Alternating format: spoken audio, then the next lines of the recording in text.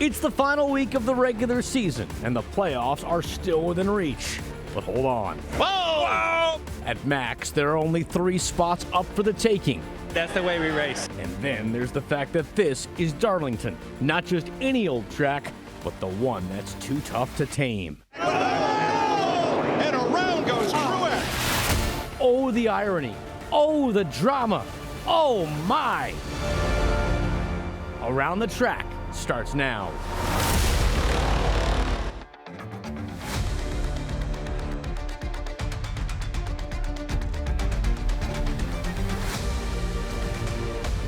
One last try to drive into NASCAR's playoffs. Welcome into Around the Track. I'm Carla Gebhardt alongside Gabe McDonald. And Gabe, 3 spots open for a bunch of drivers to punch their ticket to Atlanta. But first, they got to get through the Lady in Black. Absolutely. What better way to close out the regular season than with one of the sport's 4 major races, the Southern 500. And to celebrate, we're going to have the man who stole Daytona last weekend, Harrison Burton, in Garage Confidential. And the Athletics' Jordan Bianchi is going to join us to break some news on next year's schedule. But first, let's break down this race. That's right. And you can't have a complete resume without having a win here. Welcome back to Darlington. And remember, back in May, it was Brad Keselowski who conquered the track that's dubbed Too Tough to Tame. You can also call her the Lady in Black. But this time around, expect aggression levels to be at its highest. Expect alliances and favors to be cashed in. This is it for many of the drivers who aren't locked into a playoff spot. And the track won't do you any favors here. The wall sticks out a bit in places, which causes some chaos if you're not careful. If you're too high, you're into the wall. If you're too low, you're into the wall. And don't forget, teams will likely go through tires like crazy here. So pit strategy going to be key, and drivers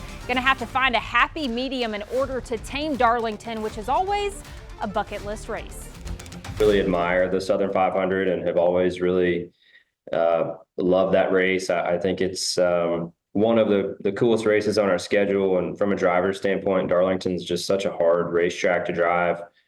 It's probably the most unique track on the schedule, just from the way that you drive the track, the way how narrow it is, how the risk versus reward is. That table is completely different than most of the other tracks because you're basically forced to put your car right up against the fence to have any sort of pace at all. We just have to outpace those guys by a handful of cars from start to finish, and that's a tall task for being able to do that for the Southern 500, the longest and one of the longest and strenuous races that we have on the circuit.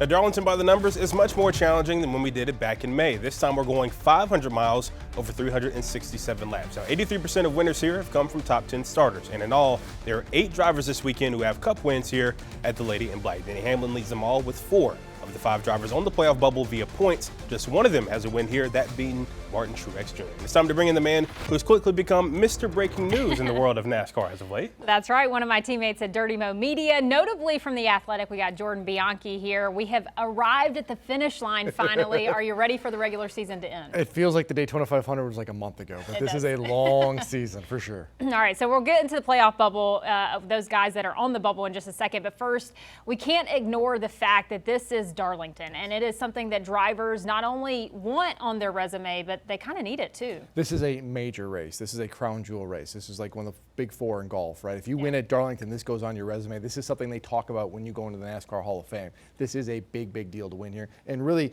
this isn't like a fluke racetrack. The best of the best often win these races. That's why it matters. And of course, we got to talk about the guys because there are 3 open spots in the playoffs. Realistically, though, we're looking at 5 guys in the running via points. But as we saw last week, we had a guy in the way back, Harrison Burton, stealing that race and getting into the playoffs, his first Cup Series win, might add. And that could happen again here at Darlington because we know it's a track too tough to tame. But if it comes to points, here's where we currently sit on the playoff bubble. So it's not so automatic anymore for Martin Truex Jr. He's only 58 points above the cut line. He'll need to keep those behind him at Bay this weekend, and at the very least, complete a majority of the laps to clinch that 14th spot. His teammate Ty Gibbs is right behind him at plus 39 above the cut. Chris Buescher currently occupies the final playoff spot. He's 21 points in front of Bubba Wallace. Ross Chastain is 27 points behind the cut. And they have guys further back like Kyle Busch, Chase Briscoe, and Ty Gilliland, who will need a win to get in, as does Austin Dillon, because his final appeal was denied this week after what happened at Richmond a couple weeks ago. So, of course, looking back, these guys, who are you looking at on the playoff bubble as far as guys that can make some ground this weekend to get in? Yeah, Bubba Wallace could win here. Ross Chastain could win here. And honestly, they'll look at the point situation. They may need to win here to get into the playoffs. 21 points for Bubba Wallace isn't an insurmountable deficit by any means, but you need stage points and probably need some bad luck to happen, Chris Buescher.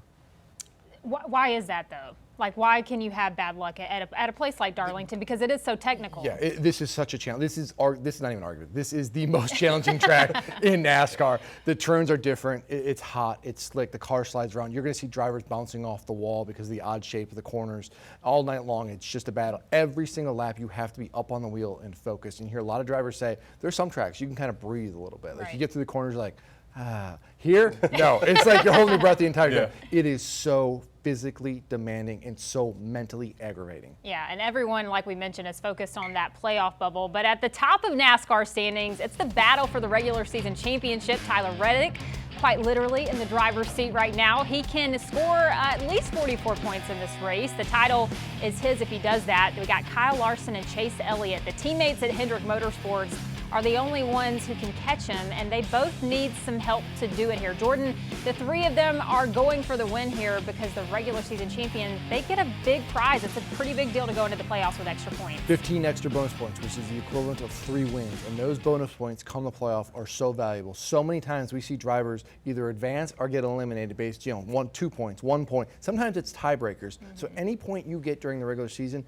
carries over with you to the postseason. It helps so much. It just adds that safety net, if you will, in case you have a trouble and you need a mulligan. And real quick, talking about Chase Elliott there, how much would it mean for him to get that, especially just the comeback he's had this year and everything he's been through over the past 165 days? Yeah, I mean, listen, the last year was tough for Chase, right? Didn't make the playoffs, didn't win a race, had the suspension. It was a year to forget. He's bounced back in a big way this year. His average finish this year is really well. Looked at, he's among the series leaders in points, laps led, all of the big statistical categories you want to look at, except for one thing. He's only got 1 win this year. The other guys he's racing against for the championship have got multiple wins. Chase needs to win more stages. He needs to win more races, but he's right in that mix and a really nice bounce back year after a lot of questions last year about where the direction that 19 was headed. No, he has a bounce back year, but one guy who's had a really tough year in 2024 is one Kyle Busch. Although he's come really close to victory lane the last few weeks, he said this summer that he is committed to RCR for the future, but we know silly season is pretty much nonstop in the NASCAR world. Plus, Rowdy's going to be turning 40 next year. Jordan, what do you think the future ultimately holds for one Kyle Busch who's out of rough coast? Well, he's returning to Richard Childress Racing for next year. But then the question is what happens beyond that? And it's going to be a big question that really kind of falls in the offseason and early part of next year. He hasn't had the success here. He hasn't won a race this year, isn't in the playoffs. He's at an age where you don't have a lot of opportunities left to get those wins and chase a championship. He wants to do that. It's going to be interesting to see whether RCR and Kyle can come to an agreement, and really, honestly, if it's a good fit for both of them and where they're at. Where's RCR's performance at? If they're continuing to struggle, is that a situation that Kyle wants to be in? Because if you're not winning races and you're not making the playoffs, we know he can get frustrated, and that's not a good situation for him. But RCR also needs to be competitive. They need to offer Kyle an opportunity to say, hey, come here and win races. They need to do work on their end to make that happen.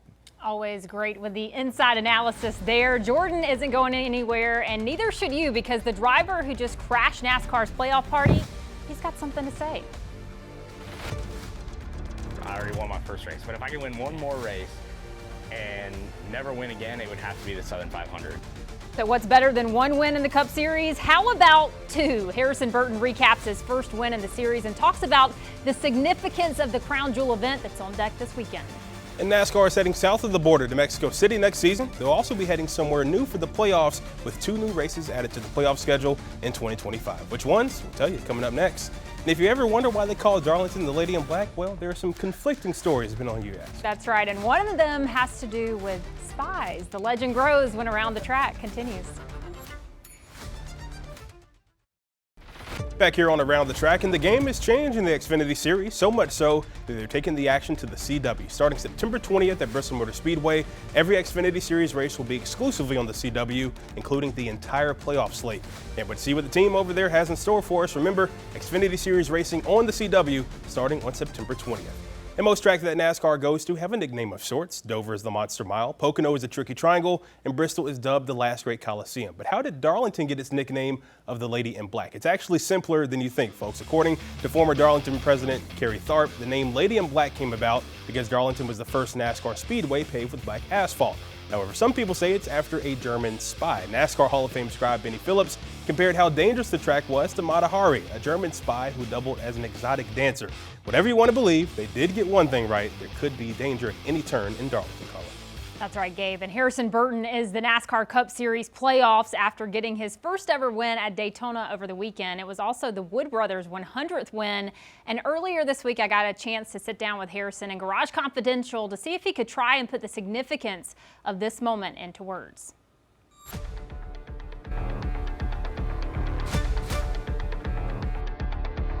Just take me through the emotion of what this week has been like up to this point. It's been a whirlwind. I mean, it's been really, really fun. I've gotten to talk to a lot of people that have helped me along the way or have been a part of this, and still I haven't gotten through all my text messages. I had 485 when I was leaving the racetrack, and then got more on Sunday morning. One thing I'm excited about that's pretty cool, my fiance's grandparents are on a cruise and have no cell service or no TV, and so they still don't know I won. So oh wow. Yeah, so when they That's get back, amazing. that'll be kind of another little wave of congratulations, I guess. So it's pretty cool. I feel like a new experience once That's right. they find out. That's right. I'm sure there have been a lot of emotional moments kind of afterward. When were you the most emotional? Was it in the car? Was it after? Was it in Victory Lane? Definitely in the car. Yeah. Yeah, that feeling is, if you could bottle that and sell it, you'd be a billionaire. Just that feeling of when you cross the line, especially at Daytona. A lot of the other races, you know for a whole lap that you're going to win, right? And so it's like excitement's building, and then you cross the line. It's exciting. When you win at Daytona, you don't know you're going to win until you cross the line. Like it is, full on, hands on. I was all over the place, about to crash even as I was crossing the line. Then your brain kicks into all the memories of bad times and good times and the race team that's behind you. I've never cried inside a race car or never cried after a win, but I cried my eyes out the whole lap. So definitely in the car was the most emotional. Luckily Daytona's a long racetrack, so I had plenty of time to get myself Compose together yourself, before I got out of the race car. So you had your family around. It was Daytona, your first Cup Series win, also the Wood Brothers' 100th win, and we just know how special that is for the sport of NASCAR. But can you kind of put that into words, what this one means? Not yet. For me personally, it means a lot because obviously my own story and what it took for me to get here, but then you layer on top of it the Wood Brothers story, and you start to think back of what that family has done, how they've fought to still be around. I mean, they're the longest running race team in NASCAR, and there's a reason for that. It's really, really, really hard to do things the right way, the way that they have, and still be functioning and be operating at a really high level. And I think that's what makes this race special, is we won the Wood Brothers 100th race in the most Wood Brothers way possible. We did it the right way. We persevered through a lot of hard times, and got the win in a really big moment. That seems to me what the Wood Brothers race team is about, and that's really, really cool. I think fans watching can understand that the 100th win would be special for a team like this in NASCAR, but what else does it do for a team to go from a low standing position to now in the playoffs in one race? Yeah, all it does is align us more, right? We have a goal now. We have something to look forward to, whereas before it was each weekend we were just looking at as its own weekend, and we had to go there and run the best we could and see what happened. So now I feel from the guys that everyone's very focused. I know I'm very focused on trying to show up at Atlanta, the first race of the playoffs, prepared as we've ever been. And before we get to Atlanta, we do have Darlington this weekend, the Southern 500. Have you ever gone into a race? I mean, I know it's important and I know you're going to put your best foot forward, but have you ever gone into a race feeling as maybe light as you do now coming off of this win? I've never, to be honest with you, I've never felt more pressure in my life. Oh, wow. Yeah, Okay. Darlington, the Southern 500, it's the complete opposite. This is, for me, this would be, if I could win one, I already won my first race, but if I could win one more race and never win again, it would have to be the Southern 500. So to come off of a race win with momentum to a place that I'm good at as a driver, our race team has had success at in the past, to go there with this opportunity to try and get momentum for the playoffs, I feel like that's a huge moment. So preparing for Darlington the right way, showing up with intensity and not necessarily taking it light, I think is super important. It's such a big advantage to have momentum in sports, and we have it now, and we have to capitalize on it. Well, even though the 2024 season is far from over, we're already looking ahead to the 2025 slate. The NASCAR schedule for next year is officially out, with the Cup Series set to head to a new location. Those details next. And it takes a seasoned driver to tame the track too tough to tame, but who are some of the dark horses the sportsbook like for this weekend? The odds and more are on deck on Around the Track.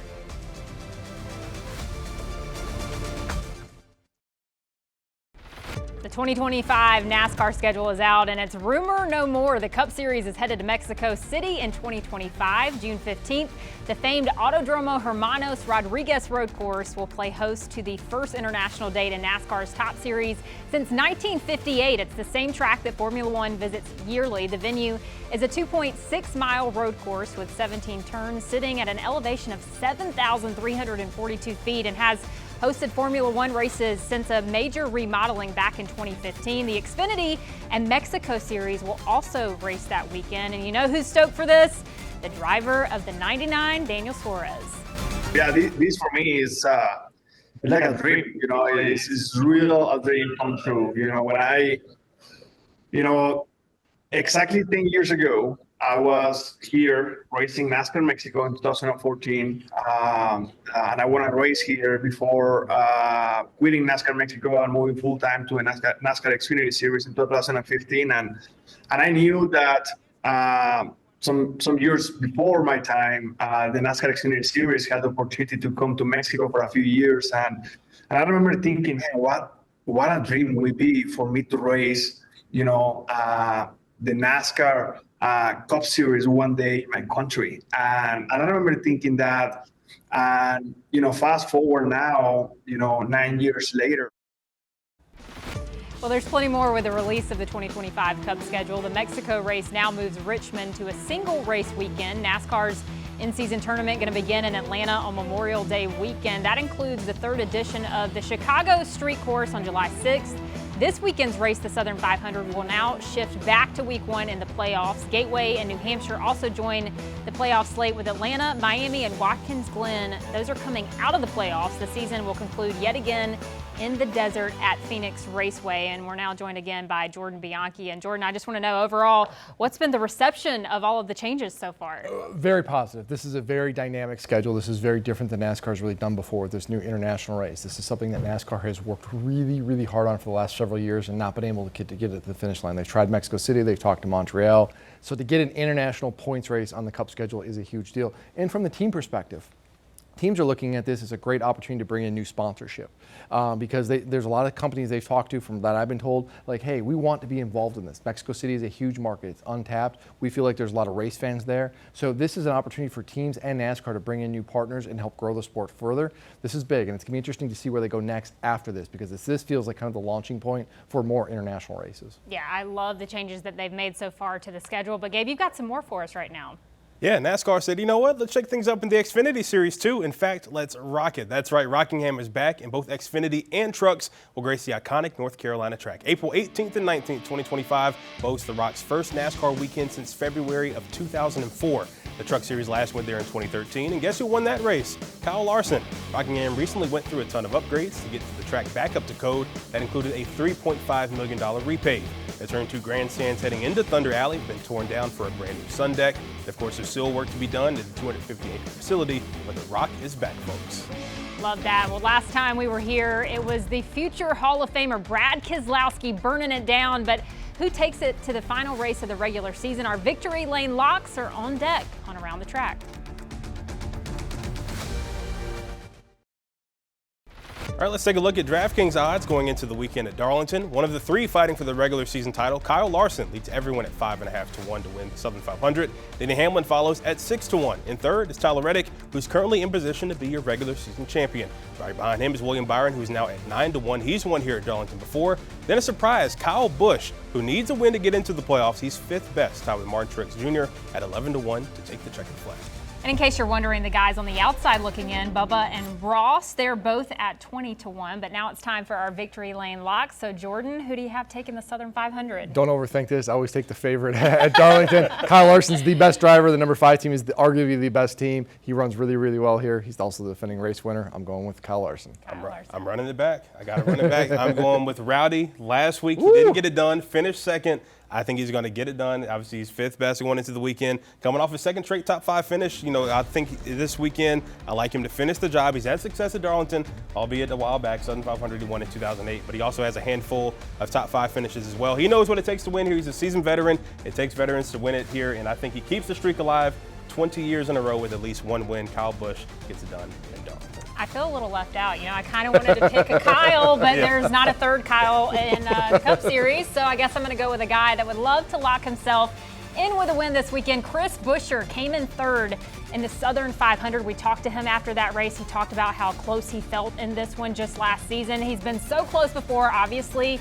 Teammate Brad Kay won in the spring. We already told you that. And they work really well together as teammates and would love to get both cars in. Jordan, Brad, car owner as well, would love this. Yes, and don't forget, Buescher in this spring race almost had this race won. He and Reddick got together really late. Reddick tried to slide job on him, pushed both of them in the wall, and it didn't happen. And that came just on the heels of losing Kansas. So back-to-back disappointments for Chris Buescher. He needs a win on Sunday to really kind of solidify his spot. Love that.